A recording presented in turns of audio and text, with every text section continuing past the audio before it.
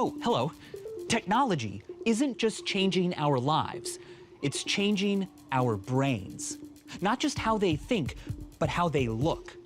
It's been shown that playing certain video games for hours can improve your memory for details, your ability to navigate space in video games, and can make your brain, well, certain parts of it, bigger.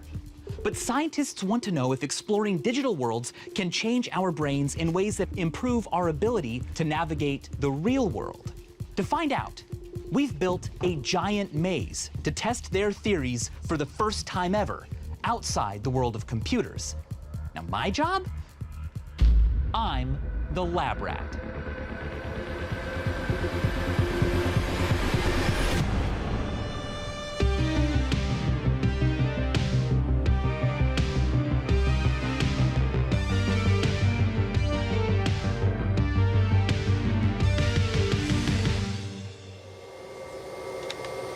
Our brains have been profoundly transformed by our interactions with technology.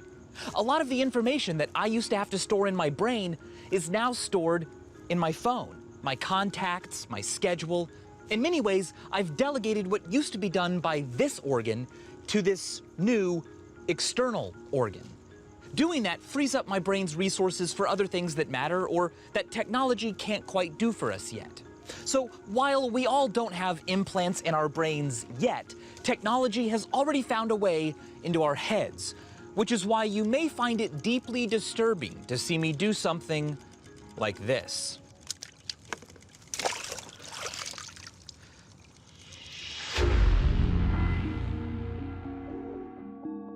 Studies show we can improve our brains by having enriching experiences, like playing a new challenging video game. To learn more about this, I came to UC Irvine's Stark Lab to speak with experts in the field of learning and memory. So Dane and Craig, you guys work on learning and memory. What about them? So the lab is trying to figure out how memory works, how it works in the brain. And one brain structure in the temporal lobe that we know is important to memory is the hippocampus. So what does the hippocampus do? We know it has a role in memory, and really a certain kind of memory. The hippocampus is really involved when you need to rapidly form new arbitrary associations. You know, remembering what you did yesterday definitely needs the hippocampus. Maybe we'll go to the store, we park our car in the lot, and we need to be able to remember, not just I parked my car in the lot, I parked my car in this exact spot in the lot. Right. And those details, that's what the hippocampus seems to really be helping us out on. Now you keep looking down at this piece of chewed bubble gum on the book. Is that a hippocampus? Yes, this actually is my hippocampus. Is this the whole thing, or is it symmetric? Oh, there's one on the other side. That looks just like this. Yeah, mirror image of it. In 2015, Dr. Stark and Dr. Clemenson conducted a study to show how video games affect the brain. They gathered participants who normally didn't play video games and split them up into 3 groups. A control group who didn't play any video games for 2 weeks, an active control group who played 2-dimensional games for 2 weeks, and an experimental group who played 3D games for 2 weeks. Beforehand, they had all the participants perform 2 virtual tasks on computers to measure their spatial memory. As soon as they came back, we re-administered those 2 tasks, and what we found was that the people who played the 3D game saw an improvement in their test scores, whereas the control group and the active control group did not. We didn't do brain scans, but we can speculate that there were changes to the experimental group's hippocampi. So what are we going to be doing to me here?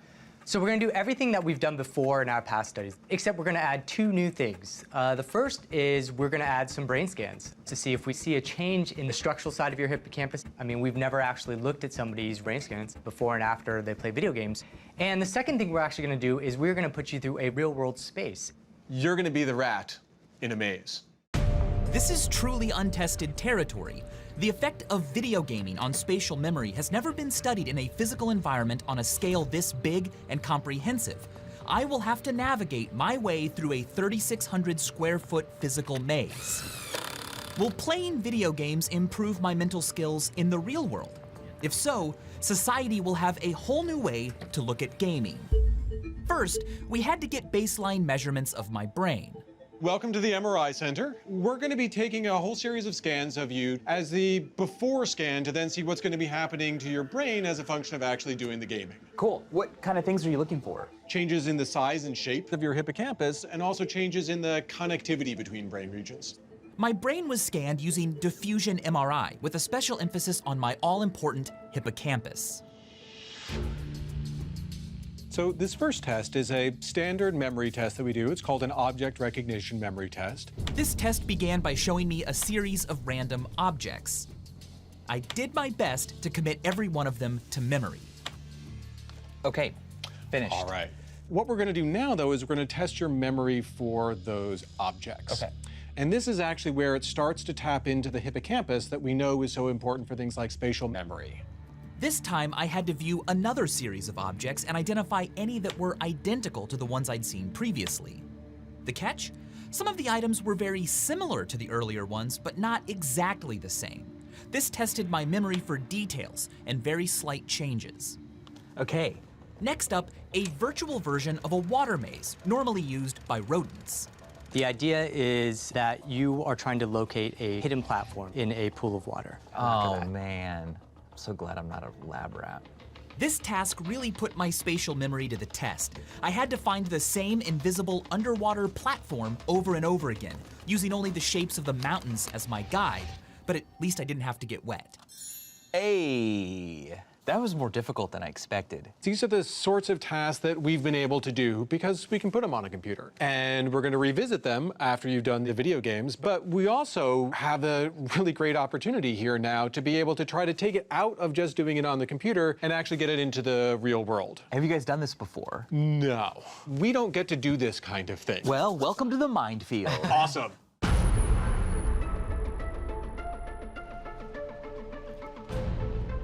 So this is it. It's huge. This is what we brought you here for, to have a real-world test of memory. You're going to be a lab rat in a maze.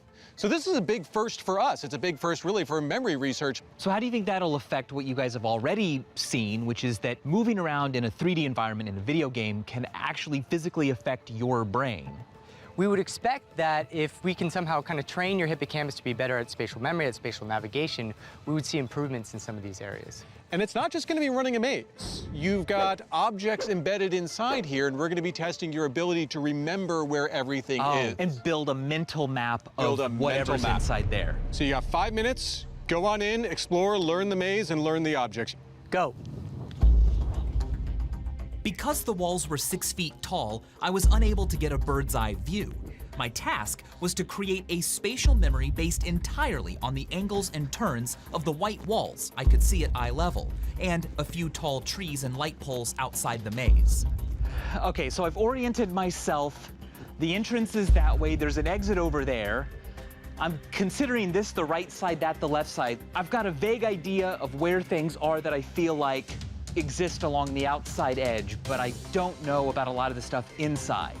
And time.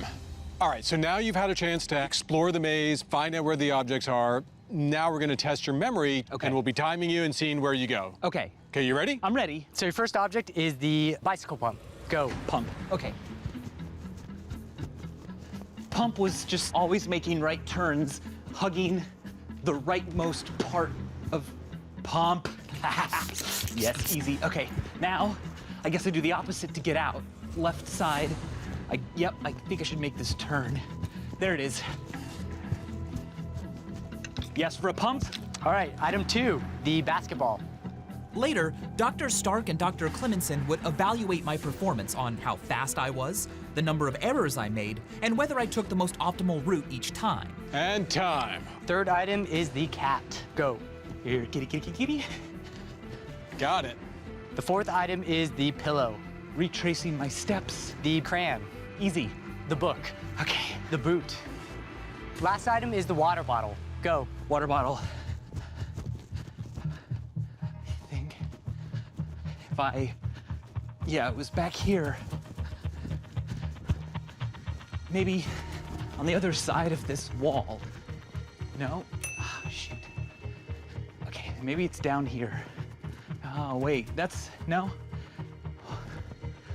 That's the central cube. It was down some sort of a long corridor like this in this area. Until this point, things had gone pretty well, but now it felt like my hippocampus was failing me. With most of the items now gone, I couldn't use them for reference, and it was difficult to distinguish the differences between the various white corridors. Ah, dang it. Oh, what about through? Got it. Bottle coming up. All right, there you go. Got it. That one was a little tougher, huh? Yeah, that was tougher. So we found all 8 objects. Yep. Now we're gonna make it a little bit more difficult. So we're gonna move on to the next phase, and that's gonna be from the other side. Navigating the maze in reverse will be an even bigger test of your spatial memory. We're going to give you a list of 4 things to get in order. So the first sequence is the book, the bottle, the crayon, and the boot. Go. Book. I think that's the ball. Got it. Yeah, bottle was that hard one, but now I remember which alley to go down. Perfect. Crayon. Boot. Don't want that. There it is. Okay, now I need the boot. Oh, I just saw the boot, but how did I? Got it. I'm done. I'm coming back. Got him. Nice. All right, so then the next 4? The pump, the pillow, the basketball, and the cat. All right, Nice job. Okay, so that was really fun, but I can't be the only subject. No. This experiment could use a control. How else will we know that me enriching my life with daily video game playing really causes a change in my spatial memory, right? Well, luckily for that, we've got a nice matched control. Guys similar to me. Okay, one of them has too much hair, but you guys look good. You ready? Ready. In this experiment, it was important to have a control group. My lookalikes had to go through the exact same tests that I did to establish their individual baselines. The difference would be that they would play absolutely no video games for the next 10 days. Then, any change in my performance would be compared against any changes in theirs. Next, I began my gaming regimen, starting from an ideal baseline since I hadn't played video games in years. Would 10 days of gaming really make a difference?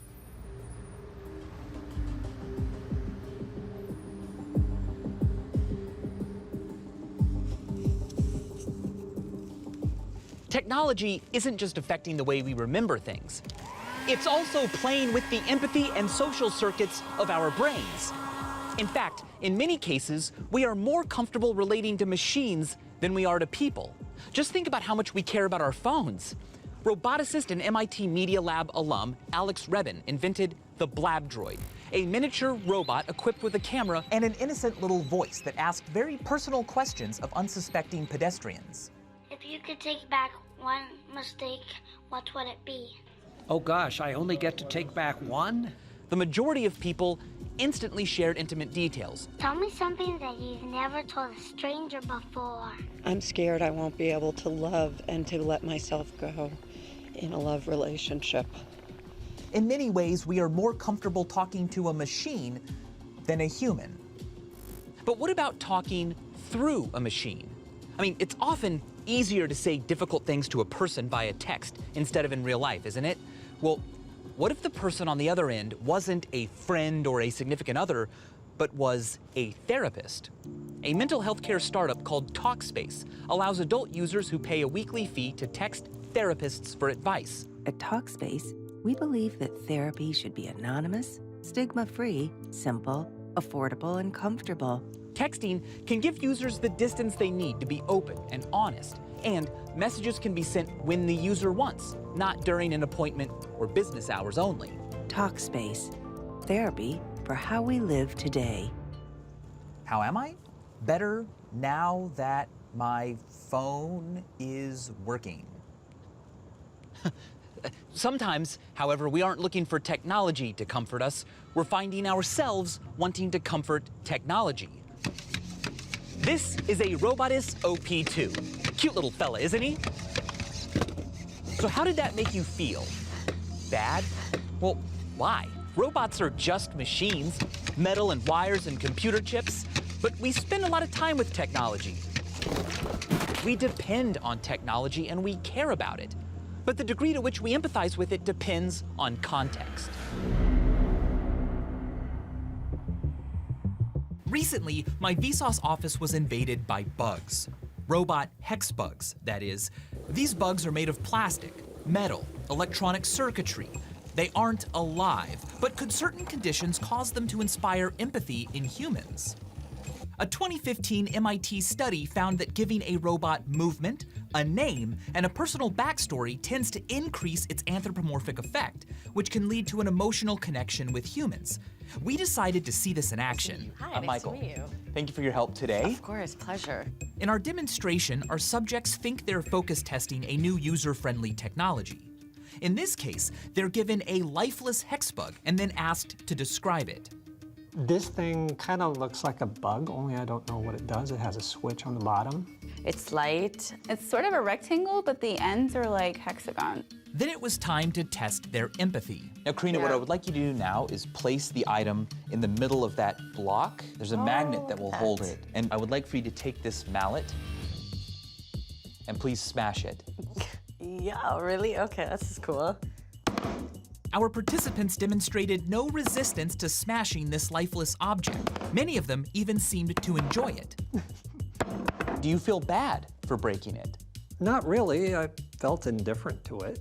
Not really, because it wasn't real. Not really. While these subjects exhibited no empathy to the inanimate bugs, look what happened when we gave the exact same bugs names and movement. This is Margaret, okay? I'm gonna place Margaret down here. I just want you to take a moment to watch Margaret, all right? And you can feel free to pick her up. She's really well behaved. She's honestly one of our favorites. So, how would you describe Margaret's personality? A little erratic right now, but I think if I pick her up, she calms down. Notice how the subject has already anthropomorphized the object, referring to it as she. Maybe she feeds off my energy. Could be. Go towards the light. Go towards the middle. Do you think Margaret likes you? Yeah, maybe that's why she's doing this, and maybe when I go like that, she doesn't act all erratic. That's Aaron. Hi, Aaron. He can be a bit of a pistol. No way. Yes. It really depends on who's holding him. Oh, yeah, he's got a lot of energy. Aaron. Hi. Now that you've interacted with Eli a bit more, how would you describe his personality? Probably he's just nervous. He's scared. He doesn't know what's going on. Hey, Joe. Will these subjects be just as willing to smash their bugs? Amy, I'm gonna place Margaret right here. And then I would like for you to take this mallet, and I'd like you to smash it. No, I don't want to hurt it. Just take this mallet and smash Aaron.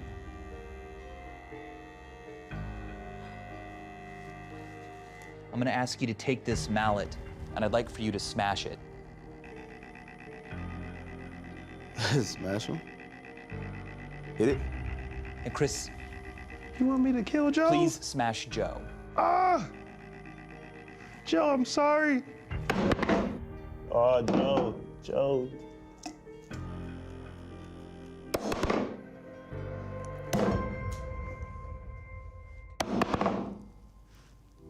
And how did it feel to smash Aaron? It didn't feel good, you know, after spending time with him and getting to know him. Even though it's lifeless and doesn't have a mind of its own, instantly I grew attached to it because when I put it in my hand, I felt its energy. Sorry, Joe. Do you feel bad? I do feel bad about Joe. He was pretty cool. Oh, he's back. He's back. So I'm pumped. Oh. Would you smash him again to make sure he doesn't come back? No. Why not? He survived it. He survived it once. I'm not gonna do it again. Clearly, it doesn't take much for humans to become emotionally attached to technology. But after my 10 days of video gaming, nice, I was about to find out if technology had affected my spatial memory and my physical brain. All right, it's been 10 days. Exactly. So we're going to look at the difference between your test 10 days ago and your test now to see, do we see any change? First, I had to retake the object recognition memory test and the Morris water maze task, both of which had been revised with different content than they had the last time. I think I did better. Well, Dan and I will analyze all this data to see how you did, but now we got to go back to the full-size maze. So we've got a new maze. Tore down the old one, built a new one to try to be isomorphic. So it has sort of the same level of difficulty. The same number of choice points, the same number of turns, the same total distance to each one of the objects to try to have a similar maze, but that's new. 3, 2, 1, go. Right around here, we got a bonsai. As before, I was given 5 minutes to familiarize myself with the maze and where the new objects were.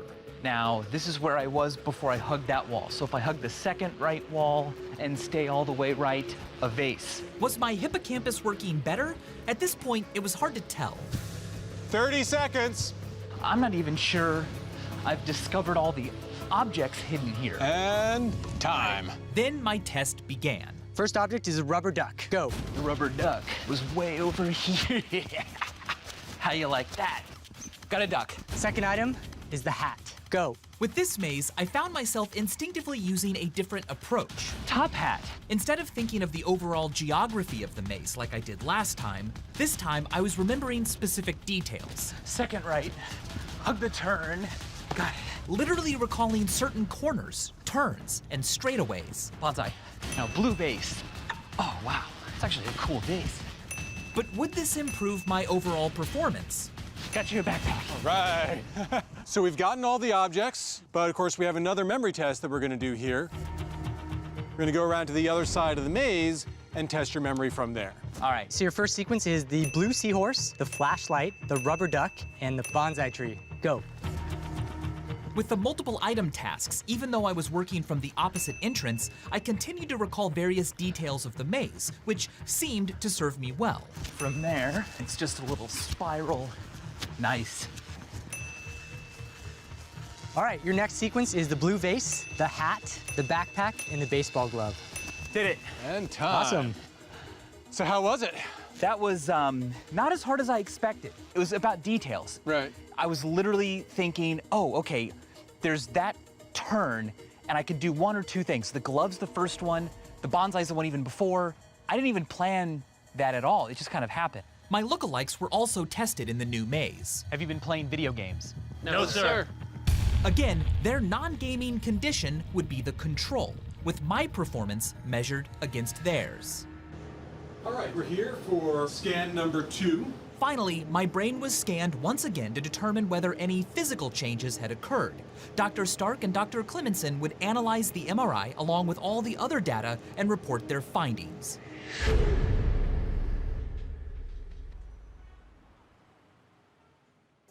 I feel like my hippocampus is a little bit bigger. Yeah, actually, no, I don't know. I'm anxious to see what your results are. I guess let's start off first with the object recognition task. And it's important to note that in our control tests without video gaming, people do not improve on this task, but your memory got better. You went up by 10 points. 10 points is actually 20 years worth of what happens to us as we age. Oh, wow. That's about what you might see in someone who's getting really old, but they might go down by 10 points. Exactly. So the second one we did was the virtual version of the water maze task, and you actually performed 30% better the second time that you did it. Hey, not bad. Right. I could tell that I was using better strategies. Right. Yeah. We also had the real maze. Yeah. As you know, we made 2 mazes, despite our efforts to try to equate them. The second maze was a little bit more difficult than the first maze. If we took a look at things like how quickly you got the objects, how many errors you made, and we looked at the control subject performance on pre versus post. So on all of them, they actually got a little bit slower in maze 2, and all but one of them made more errors. We took a look at your performance. You didn't get slower from maze 1 to 2. You actually got faster. Really? And you made the same exact number of errors. So they don't improve, and you did. And even though this experiment had a small number of subjects, the results are really consistent with our virtual maze study with 70 test subjects.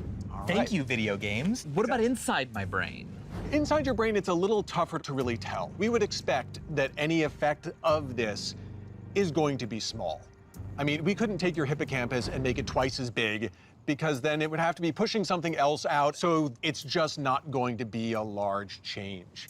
So where we did find a difference is actually in the shape of the hippocampus. What we saw is there were some regions in the hippocampus on both sides that appeared to have changed shape from day 1 before gaming to day 10 after gaming. What's really surprising to me is that as an adult, my brain is still changing. That makes me want to take better care of my brain. Yes. Exercise it more, because it is a thing that can change. I'm not just stuck with what I have now, today.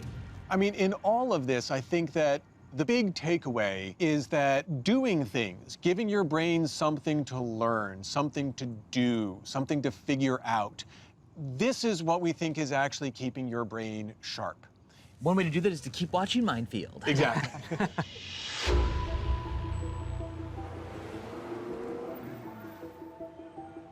As our relationship with technology becomes ever stronger, people are bound to worry about what it will do to our brains.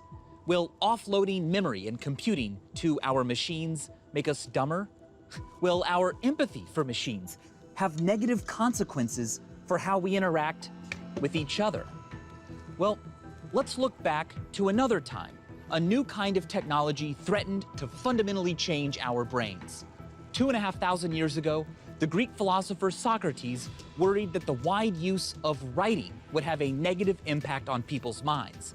He said that writing would, to quote his student Plato, create forgetfulness because people will not use their memories. They will trust the external, written characters and not remember themselves. Socrates was right. Written language did fundamentally change our brains. But it's also one of the cornerstones of everything modern civilization has accomplished. One of the defining characteristics of being human is that this is not the boundary of my body, and this is not the boundary of my mind. And as always, thanks for watching.